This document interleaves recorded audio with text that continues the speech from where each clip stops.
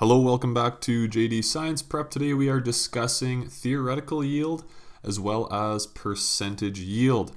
As always, if this video does help, please like and subscribe, but let's jump into it. So our first example here, it says if 5.4 grams of barium chloride react with 7.2 grams of sodium sulfate, what mass of barium sulfate will be created? So taking a look at this question, we have the masses of both of our reactants, and we are asked to find the mass of barium sulfate, so one of our products. So in my head, I'm thinking we must first find the limiting reagent, so whichever reactant makes less of our chosen product, and from there we can figure out how much of our product is actually made. So first things first, let's go ahead and balance this reaction. So I am going to put a 2 in front of NaCl, and I believe the rest we are going to have 1s. Let's go ahead and do that. Now, what I want to do now is I'm going to take the mass of my first reactant. So I have 5.4 grams of barium chloride, and I want to convert that to mass of my chosen product, which is barium sulfate. So I'm going to go ahead and start that process.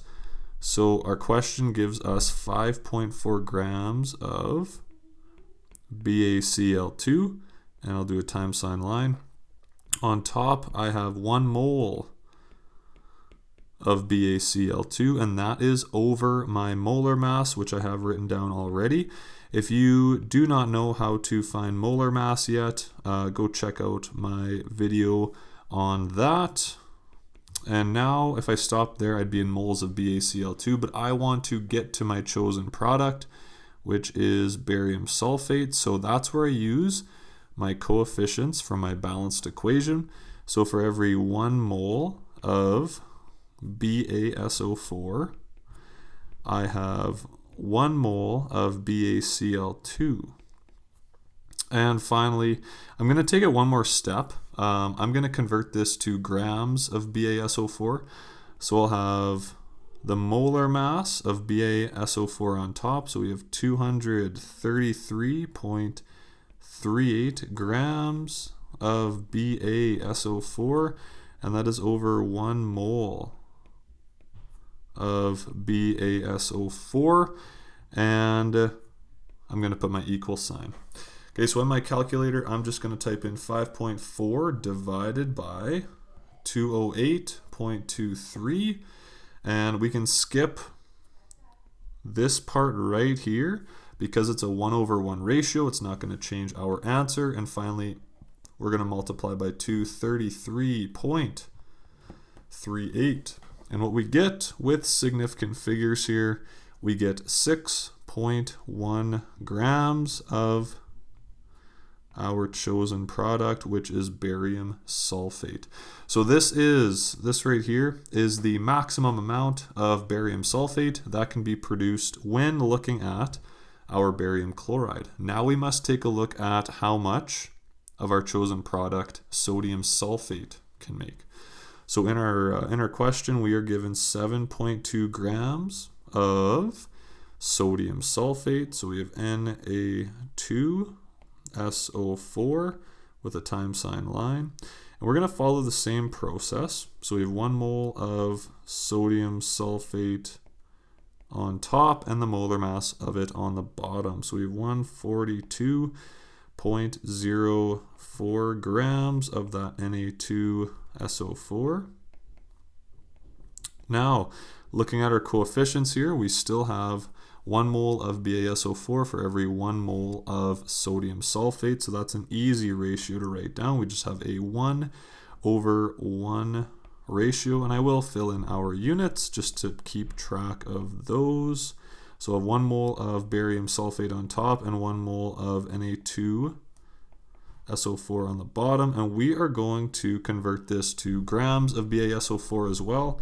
So we're going to follow that same step, which is multiplying by its molar mass. So we have 233.38 grams of BaSO4 for every 1 mole of BaSO4.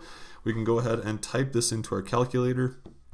So we have 7.2 divided by 142.04. And again, we have that 1/1 ratio, so we can skip that part. It's not going to affect our answer. Finally, multiplying this by 233.38. And if you type that in correctly, you should get, with two significant figures, 12 grams of BaSO4 created from 7.2 grams of sodium sulfate. So taking a look at both of these, how much of our chosen product both reactants can make, it is obvious that this is less, which means that 5.4 grams of BaCl2 is our limiting reagent, which finally, it means that this reaction can make a maximum of 6.1 grams of BaSO4. All right, so we're going to use this value for the second part of this question. If I scroll down here, it says, if a person isolated 3.2 grams of barium sulfate in a lab, what would the percent yield be from this reaction? Okay, so we are given one piece of information from this part. We are given 3.2 grams of barium sulfate is isolated in a lab. So that is called the actual yield. It's how much product was actually created or isolated from an actual reaction in real life. So we have an actual yield of 3.2 grams of BaSO4. And what we calculated up here, 6.1 grams of BaSO4, that's called our theoretical yield. So I'm just going to write TY for that, for theoretical yield. And what that represents is the maximum amount of chosen product that this reaction can make. Okay, so our theoretical yield with sig figs is 6.1 grams of BaSO4. And finally, if we want to figure out the percent yield as the question wants us to, there is a formula that we can use. So we have percent yield equals our actual yield over our theoretical yield. So actual over theoretical. And since we have both of those,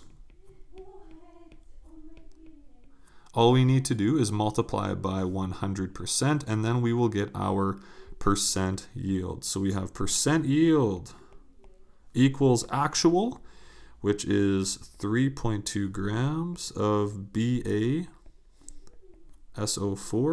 and that is over our theoretical, which is 6.1 grams of BaSO4, and we can multiply this by 100% to finally finish up this example. So let's go. 3.2 divided by 6.1 multiplied by 100%.